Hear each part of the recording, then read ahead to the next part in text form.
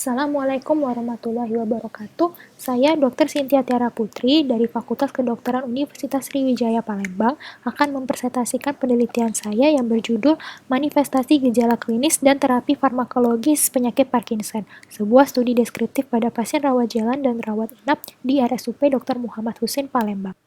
Penyakit Parkinson adalah suatu kelainan fungsi otak yang disebabkan oleh proses degeneratif progresif terkait dengan proses menua di sel-sel substansia nigra pars compacta.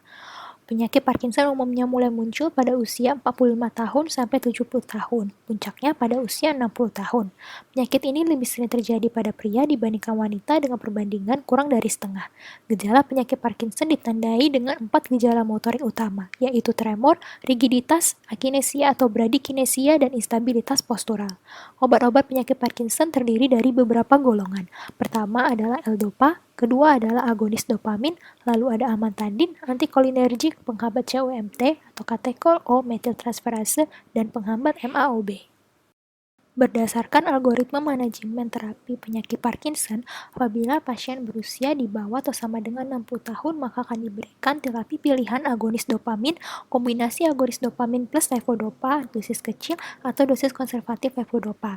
Dan apabila pasien berusia di atas 60 tahun, maka pilihannya diberikan levodopa atau amantadin. Lalu dilihat respon terhadap terapinya, apakah respon baik, respon buruk, adanya wearing off, atau dyskinesia.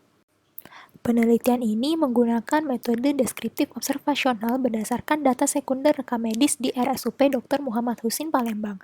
Populasi penelitian adalah seluruh pasien penyakit Parkinson rawat jalan dan rawat inap di RSUP Dr. Muhammad Husin Palembang periode 2012 sampai 2016.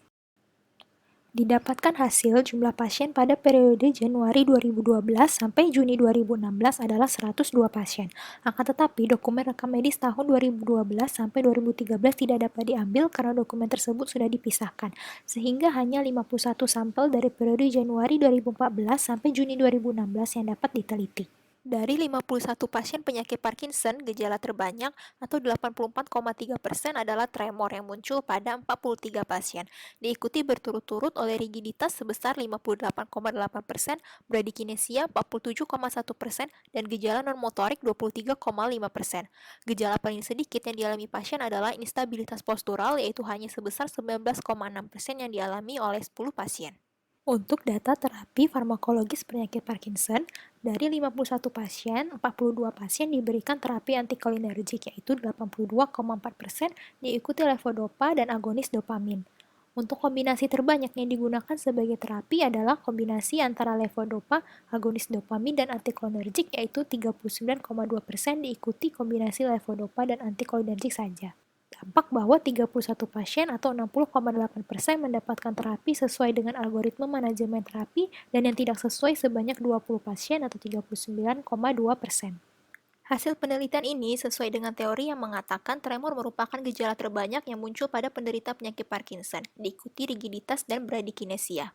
Levodopa merupakan drug of choice bagi penderita penyakit Parkinson, namun bukan obat terbanyak yang diberikan pada pasien penyakit Parkinson di RSUP Dr. Muhammad Husin Palembang. Hal ini sesuai dengan teori yang mengatakan bahwa levodopa sebaiknya tidak langsung diberikan untuk mengurangi efek terapi jangka panjang dari obat ini, yaitu wearing off atau fluktuasi respons on-off. Ketidaksesuaian terapi dapat terjadi akibat lamanya pasien menderita penyakit Parkinson tidak dapat diketahui dari rekam medis, adanya wearing off, dan gejala yang tidak lengkap di rekam medis. Sekian presentasi dari saya, terima kasih banyak atas perhatiannya. Wassalamualaikum warahmatullahi wabarakatuh.